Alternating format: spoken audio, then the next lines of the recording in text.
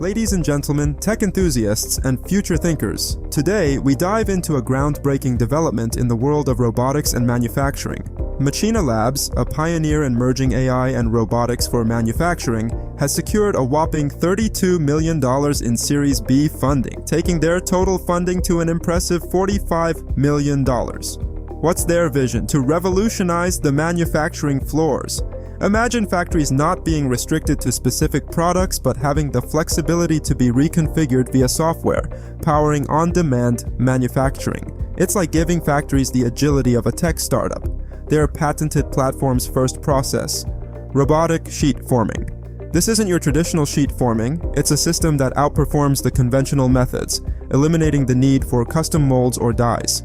Think of it as robots working like a blacksmith, but with the precision of AI. Edward Mayer, the CEO of Machina Labs, envisions a future where manufacturing changes require just software modifications, not hardware overhauls.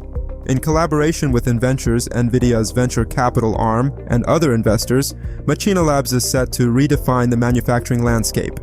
Their robots, equipped with AI-driven sensors, are already creating metal parts for industries ranging from automotive to aerospace.